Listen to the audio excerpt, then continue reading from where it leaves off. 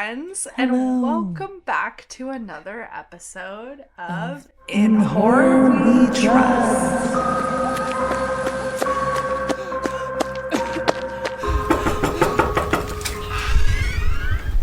What's your favorite scary movie?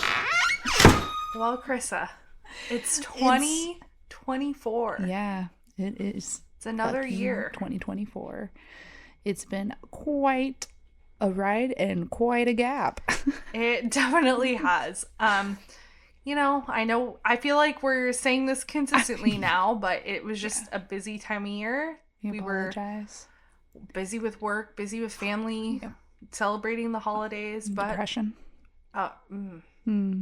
But we're here. The big D. The big D. That's what they call it. That's what they call it these days. But we're here. But we made it through. And we're back. And guess what? You can now expect to listen to us the first Wednesday of every month. Yes. This is a promise. This is an oath we are taking. Cross your heart and hope to die. Cross your heart and hope to die. Stick a needle in your eye. We're promising to be more consistent to our listeners, and you can expect us first Wednesday of every month. This may increase at some point, but for right now, this is what we're sticking to. So if you enjoy our episodes, please tune in. Bring you a little consistency, bring ourselves a little consistency in our chaotic lives. Yes. We're just two girls trying to do the damn thing, and sometimes it's not as easy as it sounds. Oh, yeah. Sorry, Adam. Two girls and one dude just trying to do the damn thing. On today's episode, Carissa and I have kind of concocted a little special news series. But before we get into that, we kind of wanted to recap what 2023 has been like. Yay. What our favorite movie was, what we've been watching, and maybe what we're looking forward to in 2024. Yeah. It's been a long year. Yes. It felt like it went fast, but also as long as shit. Maybe not the best year, it was like it was ups and downs, a little scarce in the film world, but there's there a lot happening, a lot of reasons for it. So we can't knock it. Yeah. So it was kind of hard to pick a number one favorite for me. I don't know if there was any particular one that really, really stood out to me. I do have a few that I really enjoyed. Yeah. And I guess, so this isn't a strong, this one, all about it. Not a strong number one. Yeah, it's definitely strong, but anyway, okay, a little unconventional, but Godzilla -1. Oh my goodness, I've heard it's so good. It's so good. I really want to check that out. I think you would enjoy it. Yeah. It's Godzilla. Action horror, but it's way better than it was way better than the American ones, in my opinion. I've been hearing such great things about it. Yeah. That kind of makes me happy that made your number one. Yeah. And I haven't really watched previous Japanese ones besides clips from the OG, from the original. But there was Shin Godzilla before it, which was a newer Japanese one, and different takes on Godzilla's origin story. But this one is set in the 40s again during the war, and it was just a fantastic piece of cinema. That's amazing. The sound, we saw it in Dolby, which was incredible. I would highly recommend if anyone, I know it's kind of late now. Yeah. It might be out of theaters, but I believe they're gonna release it in black and white. Ooh. In theaters, so check it out. Although the color was dope, but yeah, some very striking imagery. The sound and the music was incredible, and it's just epic. Honestly, an epic horror movie. That's amazing. Horror action. I yeah. guess. Yeah. So that was a surprising so cool. one. I was so pleasantly surprised. I remember Adam had watched it before me, and he was just talking about how much he enjoyed it was. Yeah. And and the human characters in it they actually have a great story for the characters, that you really care about them, and it's emotional. Oh my goodness. Okay, I'm gonna have to watch out for that one. Yeah. I've been wanting to see it, but I just have not had the time. And then hearing so much praise and then hearing you enjoy it, I'm like, I need to see this. I need to catch it. Yeah. So my pick, along the same lines, like it was a little difficult to pick a top film of last year. There were so many that I enjoyed, but I didn't feel like there was a clear number one, as we have in previous years been able to easily kind of choose one. But I would say out of the films that I watched, I could easily place When Evil Lurks as number one. Yes. I thought it came out of left field. There wasn't much that I heard about. And then when it came out, everybody was kind of discussing it and talking about it. And I love foreign horror. So as soon as I found that out, I was like, okay, I'm game. Argentinian. Yes. Right? We all watched it on Halloween, and I was kind of thrown aback. Like, I think it was a masterclass of working in anxiety and dread. And there were so many moments where I was sitting there and I was like, they're not going to do it. They're not going to do that. No way. And then they did it.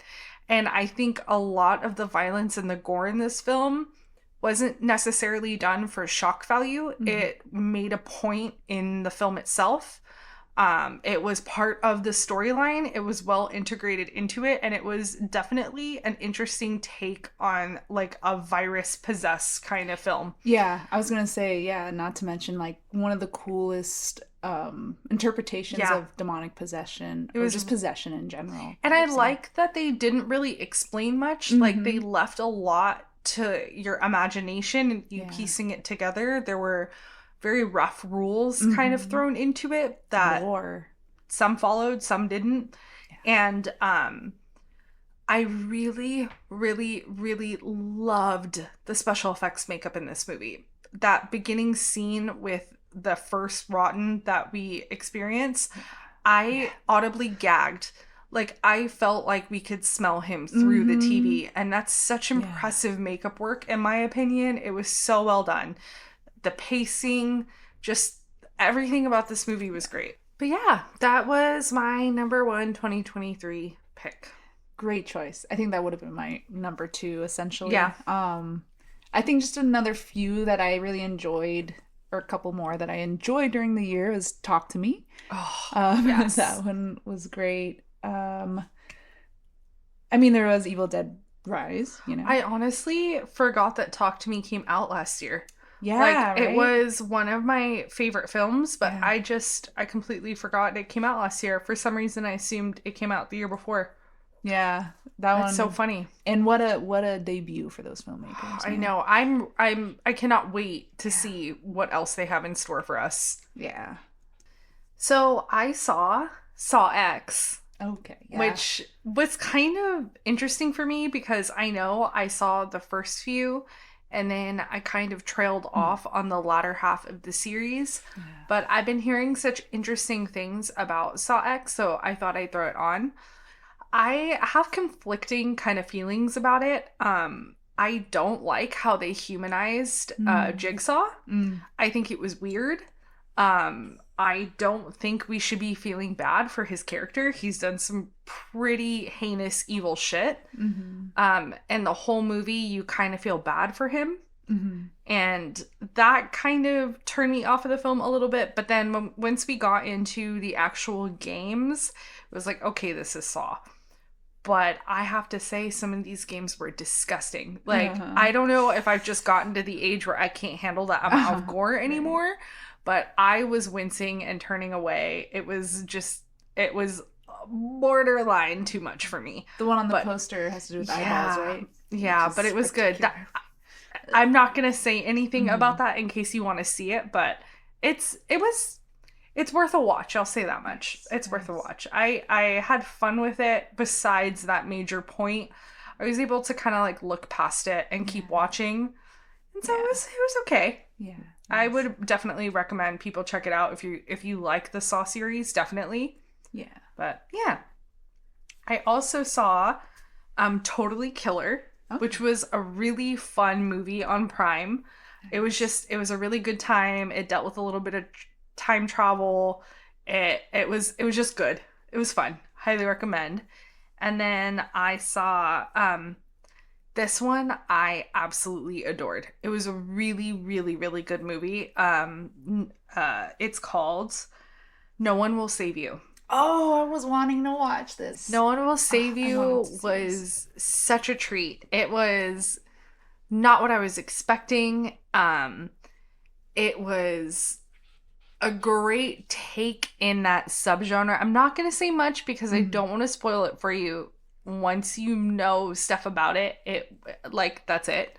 So I think you should go into the movie not knowing much about it. Yeah. But it was very enjoyable. The acting was really well done. The sound design was impeccable. It was a great film, and I definitely recommend.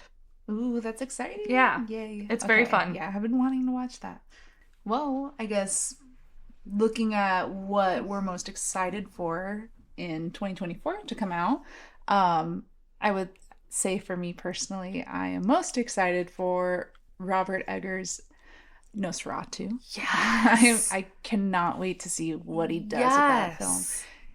Because, like, you know, it's a silent film, what German Expressionism, like, I want to see what Robert Eggers does with that, like the style, just the look of it, the acting. And Robert Eggers puts out really good films. So that's definitely exciting. Super, like, attention to detail. Mm-hmm. Yeah, I'm just so excited. And with Bill Skarsgård is supposed to play. It's a really good cast. Nosferatu. Yeah. Oh man. That one, and well, obviously Maxine. Yes. Ooh, I feel like I had another one. Oh yeah.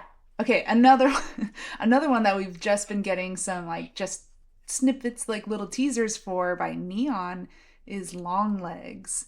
So they've been releasing a couple 30-second teasers online that are very cryptic. There's like little images of symbols spliced between just like these images that give no information. It's just like a very eerie image. When I first saw one of the little mini trailers for that, I wasn't sure what it was, and I started watching it, and I got a little freaked out, not because it was scary, but I thought it was going to be like one of those jump scare videos, so I turned it off. Like that. It does feel like that, but like I really like how they're marketing. With the marketing. I guess spearheading the marketing is just like super simple, and they're not giving you a lot, but I'm already like super intrigued. I'm very much liking this like new emphasis on marketing for horror films. Yes. Yeah. It's always so effective, especially specifically with horror. It's always been such a like good marriage. You see it with, you know, back with Blair Witch Project and even before that, you know. Yeah, definitely. It's very effective for horror movies. Absolutely. I don't think I have one particular movie that I'm really looking forward to this year. I think I'm just looking forward to all of these movies coming out this year. There's stuff. Yeah, I'm so looking forward to new things. Yeah. And I think we have quite a hefty list ahead of us. And I have just learned that I shouldn't overhype myself about anything. Right. And just kind of take it as it comes and see if I enjoy it, see if I don't. Totally. So I'm just kind of excited for a new year of films. Yeah. Yeah. For real.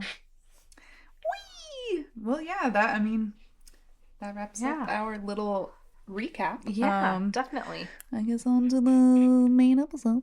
Yes. So, Carissa, do you want to kind of explain our episode this new year? I thought a cool idea would be to start a little series within the podcast where each installment of this series, Christine and I will pick a film that is inspired or based on true events, and we will not tell each other which one we're doing, and we'll kind of like we'll tell Adam what our picks are so we can see that we're not doing the same movie, hopefully. Yes. And if one does, we'll just have to choose which one does it. Anyway. And then we present it to each other so we get a little, you know, surprise, a little excitement to learn from each other about what inspired this film. And just to see, like... Sorry if you hear heavy breathing, that's Belly. No, it's a ghost. It's a ghost. But yeah, it's we'll describe the events that the movie was based on or inspired by, because there's some really interesting stories behind some of these films, and then just see like how it's been twisted and like adapted into either a whole new film, or some of these movies are solely based on that subject matter, like it is the story. Definitely. Yeah. Ooh, who should go first? I don't know. Are you more excited? Yes, I can go first. Okay. So my chosen film for our episode today is 2005's Wolf Creek. Oh, okay. Oh, boy. Written and directed and produced by Greg McLean.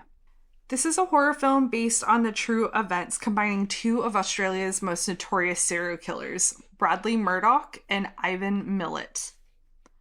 So, Millet has killed at least 7 people between the years of 1989 and 1993, and famously became known as the backpack killings, these murders. His first 2 victims were discovered by runners.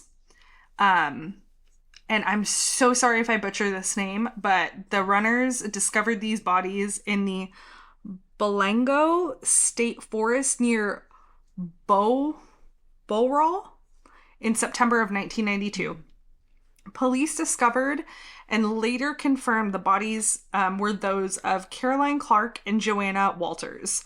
Walters had been stabbed repeatedly and Clark had been shot repeatedly.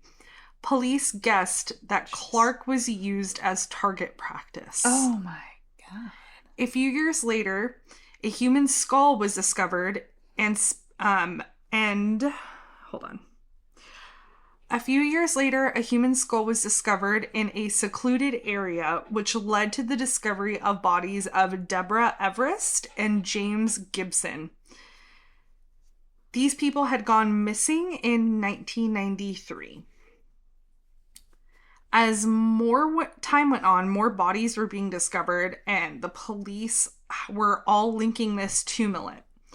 One of Millet's victims managed to escape, and his name was Paul Onions. Mm-hmm. Paul worked with detectives to eventually confirm and convict Millet. Yeah. They identified him, and he also identified, I think, his car. Oh. And that's what brought him down. So Millet was found guilty in July of 1999, and he remained incarcerated until the day he died. Nice.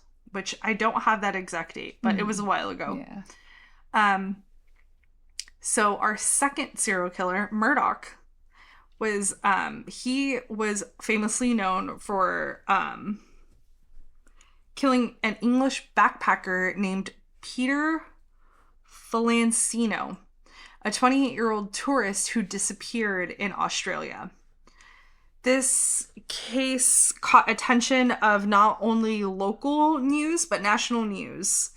And this kind of happened in the wake of Millet's previous killings. Mm-hmm. So people were kind of more on edge. Yeah. And so more and more people were kind of catching on to what was happening. So Paul was traveling with his girlfriend, Joanna, when they were spotted by the stranger who turned out to be Murdoch.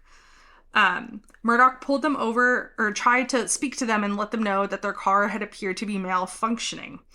Lee said that the two pulled over to take a look at the car when the stranger pulled out a gun.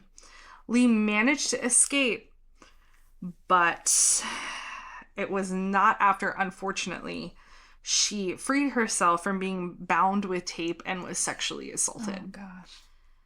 Lee was the person to identify Murdoch from police photos, and Murdoch was found guilty in December of 2005. So Greg McLean wrote the original story for Wolf Creek before he learned about the killings of Millet and Murdoch. Interesting. He wrote the story, and it was purely fictional horror film set in the Australian outback. He later became aware of the true cases, and he took ideas and cues from that and blended it into his story, which is Wolf Creek today. This eventually brought more attention and light to the killings of both Millet and Murdoch. Yeah. So Wolf Creek itself is It's pretty scary. The film does take a bit to kick in, but the later half of the film is just soaked with gore and is honestly nightmare fuel. It is so sad. It is so unrelenting, and it just, once it kind of kicks in, it doesn't let go. But I think what makes it even scarier is that the character of Mick, the villain, he just kind of continues to embed that humor even when he is hurting people, and it makes it that much scarier. Right. There's not really much that's left to the imagination of this film. When the torture kind of kicks in, it shows you everything. The camera does not shy away, so it is a little intense in that respect. I'm honestly not entirely sure if some of this film kind of shows the gruesome kind of reality of what Millet and Murdoch had done to their victims. But it was clear enough to make me not want to travel to Australia. Yeah, at least not the outback. Yeah, but that is the story of Wolf Creek and how it ties into true events. Yeah, I actually have seen that film. Yeah, you might have showed me it, to be honest, like a while previously. Long time ago. Wolf Creek is intense. Pretty. I'm gonna be blunt. Pretty fucked up. Yeah, like that movie's intense. Definitely major trigger warnings. There is a sequel. I was gonna say, isn't there a second one? Or there is a sequel, and I think there's a series about it too. I have not watched the series. Dang. I'm not even sure if I've seen the sequel. Yeah, but yeah, Wolf Creek is pretty intense. I mean, there's a lot of content that, you know, like based off serial killers, because I mean, they are like some true real life horror, like monsters. So I just think it's kind of interesting how he didn't know about the cases. But then eventually like wrote them into the story, which I think makes it a little bit more menacing. Yeah. That he drew ideas from that, but I guess it lent some I don't know, more detail to go off of in the most fucked up way. Absolutely. Can I read you the plot synopsis of the movie and how closely it kind of sounds like the murders of both Murdoch and Millet?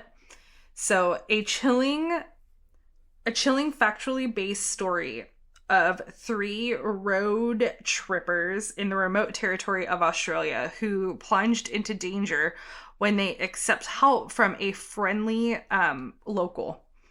So Christy, Ben, and Liz are the 3 friends in their 20s who set out to hike through the scenic Wolf Creek National Park in the Australia outback. Then trouble begins when they find out their car won't start, and they run into the local bushman named Mick Taylor. So same kind of setup as the way that some of these men killed their victims, where they were tourists, they were backpackers, they were left in kind of a vulnerable state, and then they preyed on them. Yeah. Oh man, that's fucked up. Yeah. Might make you look at Wolf Creek a little different. Yeah. You know what's funny? Because this is kind of like the reverse of it, but I'm pretty sure My Favorite Murder has an episode on the serial killers. Oh, no but way. They like mention like, oh, there was a movie. There's a movie about it. How funny. Yeah. So we just zippity doo dah.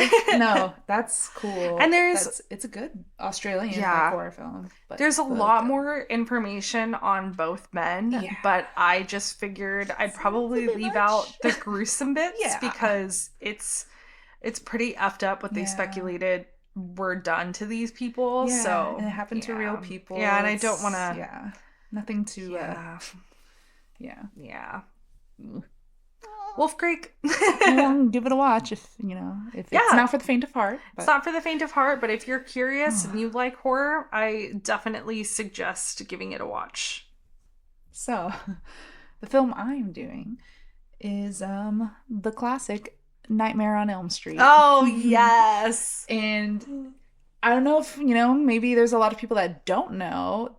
It is based on true events. It kind of sounds weird because you think of it and it seems pretty kind of fantastical of an idea. And obviously they do take creative liberties. But it's honestly surprising how similar, like, stuff in the movie is based on some true events. Yeah. So, 1984's Nightmare on Elm Street, directed by Wes Craven. Bless. So, my research is primarily based from an interview with Wes Craven for Cine Fantastique magazine, and then an LA Times article, which is the articles that Wes Craven had read that inspired him. Okay. So, basically, Wes Craven had read 3 articles from the LA Times that covered stories about men from Southeast Asia who had died in the middle of nightmares. And this phenomenon, at least in the articles he read, particularly revolved around Cambodian, like Laos, Cambodia refugees. But it was found that this phenomenon had occurred with populations in the Philippines, Vietnam, Cambodia, Japan, not in China though, but yeah, so Southeast Asia. And basically, Wes Craven had read of a case of a son of a physician, and this son would force himself to stay awake, and as much as his family would plead for him to get sleep, he would say something like, "You don't understand. I've had nightmares before. This is different." Or like kind of describing something in his nightmares, and he did not want to go to sleep, as if something was going to get him potentially. And his family would give him sleeping pills because he was forcing himself to stay awake so much. But like he stayed up for a few more days until finally he did fall asleep. They took him to his room, and then they heard him cry out and heard crashing sounds. And then when they got to him, he was dead. And they had found a coffee pot in his closet, and the sleeping pills he had like spit out and saved on the side because he was that paranoid and that like just not wanting to go to sleep. Crazy. And there was no evidence of a heart attack, which is true for a bunch of these cases. He died from unexplained reasons in his sleep. And in the LA Times article that I read, which was from 1987, which was kind of cool, by Larry Doyle, he describes at least 130 cases of this unexplained death during sleep in Southeast Asian refugees. That is way more than I thought. Yeah. And like they have different names for it in different languages. Like in the Philippines, they have this name for it. In Japan, there's another name, but they all roughly translate to nightmare death or like night terror, which is so eerie. And obviously you can see how that plays into Nightmare on Elm Street. Yeah. So this LA Times article further describes Dr. Robert Kirshner, who is the deputy Cook County medical examiner. He did a systematic study of this phenomenon in specifically looking at 18 autopsies of victims. And they all showed no prior symptoms or medical issues. They were healthy, younger men with an average age of 33. And he found that it only had occurred in men and only in their sleep. They cry out and die or are found the next morning just dead of a sudden heart stoppage. And again, it's just kind of unexplained. Like, again, no prior symptoms, no medical, like history of medical issues. He did find that all 18 hearts were slightly enlarged, and 17 of the 18 hearts showed defects in their conduction systems, which the conduction system, medical school, the conduction system is the array of fibers that carries electronic impulses from the brain to the heart. The fibers were frayed and curled as if their hearts just shorted out. In Kirshner's theory, something at night, like a random electronic discharge, may have overloaded their defective hearts. But it's like, what caused that random electronic discharge, you know? And I guess there were studies of Caucasian men who had died suddenly and they did not show the same defect in the heart.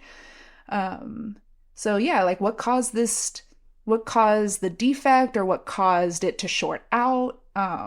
And why is it, it's only in men and only during their sleep is very weird.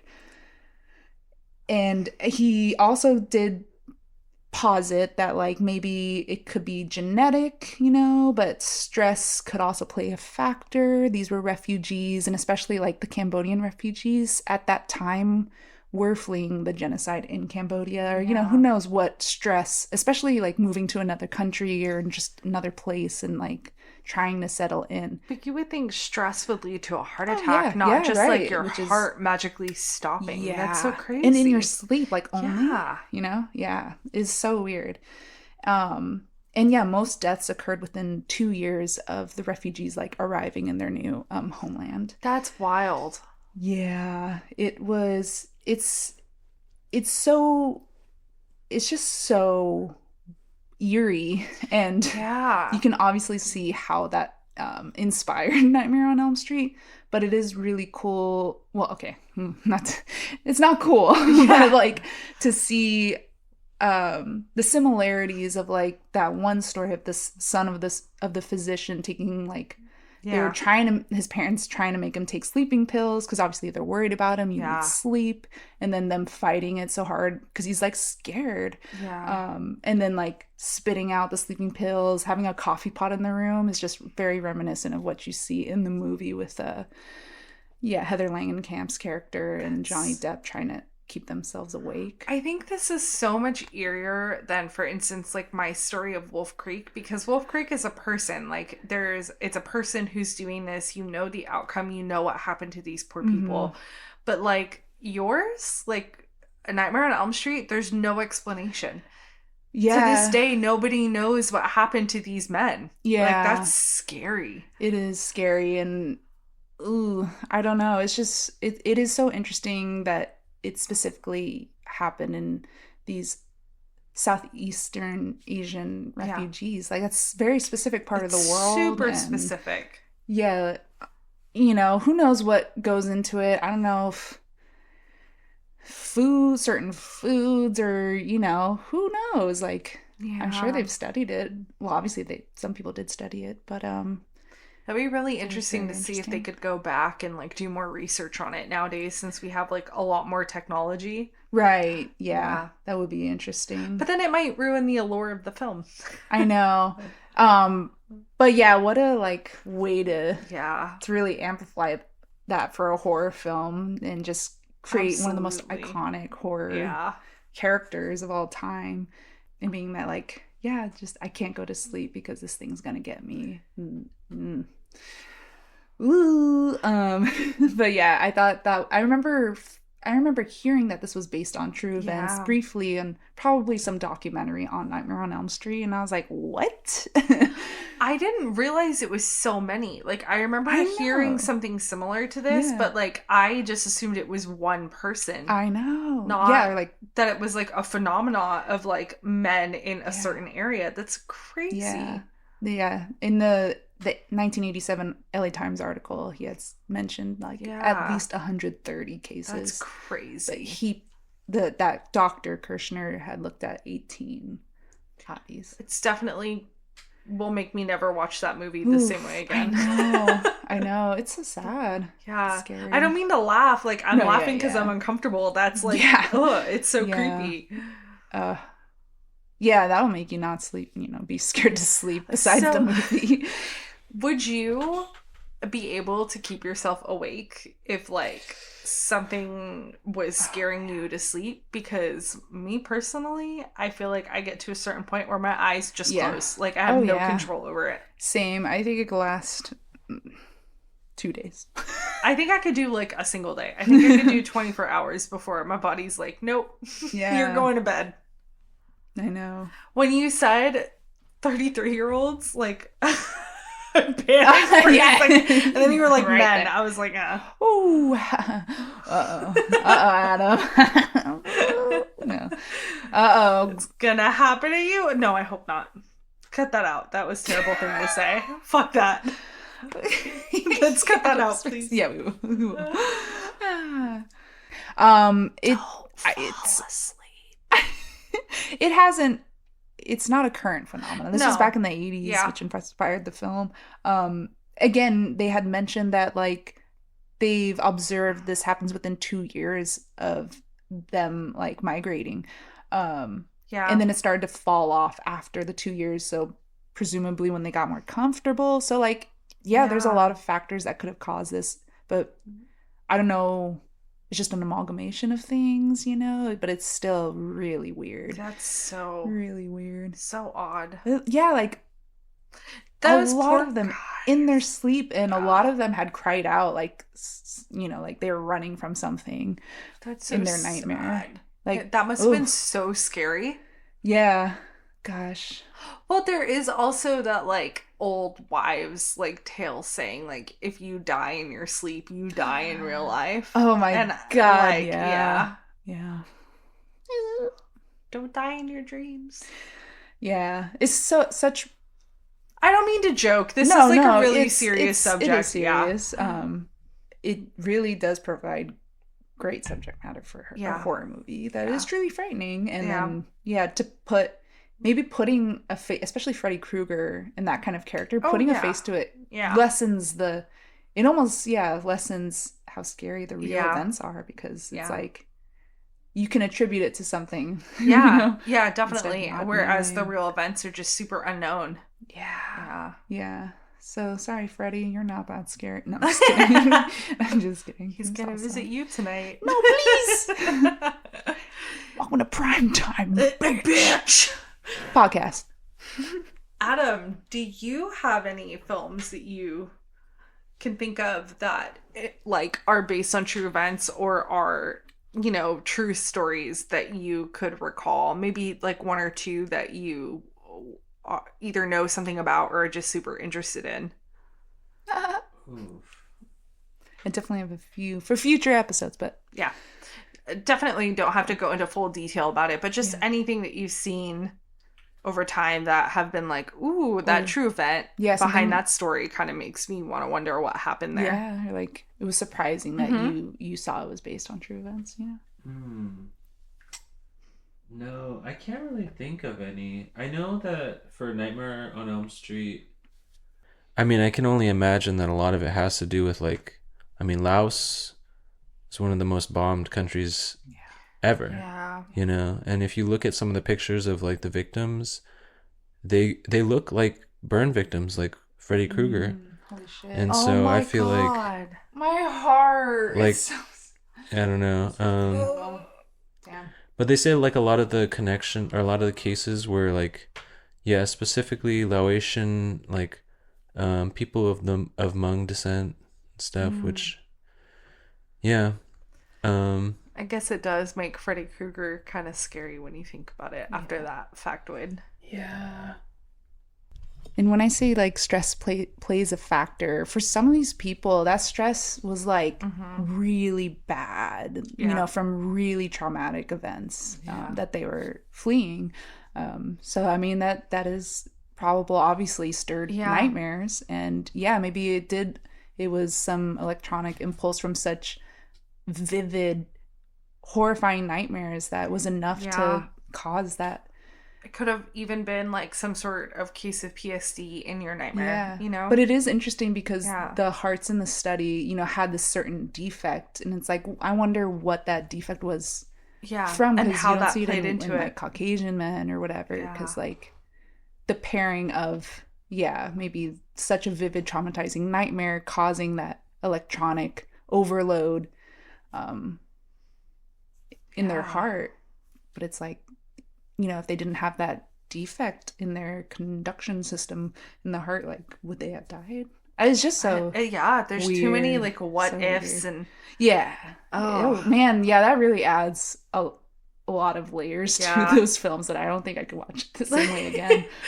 As man. humorous and not as, you know, because it's become such a like pop culture icon, the Nightmare on Elm Street absolutely. movies, that you kind of, you don't particularly get scared by them anymore. I mean, Freddy himself is a pop culture icon Yeah. where he's just like cracking jokes left and right, but Yeah. this makes it a little more menacing. And especially the first one, I think it makes it more menacing because he talks the least in the first one. He Yeah. doesn't get the humor until later on. So, and then adding like this backstory, it's like, wow, this is hard. Yeah. This is a lot. Yeah, dang. Yeah, look into it. I'm sure there's more interviews with Wes Craven talking about it.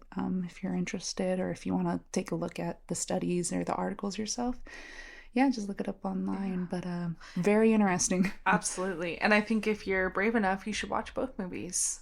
Boom. Yeah. That's your double feature. Yeah, for the night. No, that's cool. Yeah. I do look forward to doing more of these. I do too. There's a lot of movies out there with some crazy events that inspire them. This was really insightful because I feel like we all kind of know like the basic, like the very tip of the iceberg on some of the knowledge of these films that are based on true events, but I think to do such like dig deep on these, it uncovers stuff that's just kind of interesting. Yeah. And it kind of makes them a little dark. Yeah. And then for anybody looking to make horror content out there, maybe there's some inspiration to look at some true events to see what can inspire. That is not where I thought you were going with that. Do not I'm just kidding. inspire people. I'm just kidding. In that way. No, to make their movies, own films, but like, and their own stories. Yeah. But you gotta respect. You gotta respect. Oh yeah, absolutely. Yeah, Especially when real people are involved. I think there needs to be. That's why you turn it into a metaphor, or like very loosely based, and make your own thing absolutely. out of it. But yeah, there's a lot of horrifying stuff that happens in the world that inspires certain things, and it's kind of interesting to think that horror movies can be like a way. Well, yeah, I mean, horror movies are a way. They make it easier for you to face like horrific things, Oh yeah, especially when they kind of adapt real life events. It's like an easier way to digest and kind of like face things from a safe space. Oh, absolutely. To where it's like they're cathartic. They're a way for you to process really heavy events too. Exactly. And I think it's like really interesting how much horror plays like a part in where we are in the world, and how sometimes it's a reflection of where we are in the world, and it makes it a more digestible way for us to kind of understand and reflect like where we are as either a society or with world events or anything like that. So it's really interesting. Yeah. The part of me was gonna say like it's kind of weird to think that, because horror movies you think of as like, oh, that's I don't want to. Well, we want to watch it, but like some people, it's like, oh, that's really hard to stomach or whatever. But in a way, it's actually less horrific than like the real thing. The real thing, yeah, absolutely. Because obviously, everything we just said. Yeah. Dang, oh man, kudos. Hell of an episode. We're back, baby.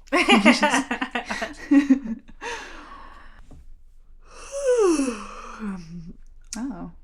Sorry, I'm a little tired. I think I'm gonna maybe go take a little nap before we start our next episode. Okay, Christine, I don't think that's such a good idea. Did you not hear what we just talked about? No, but it's okay. I think like a quick little cat nap, like 15 minutes or so, okay? I'll be right back. Suit yourself. 1, 2, Freddy's coming for you. 3, 4, better lock your door. 5, 6, I'm dead.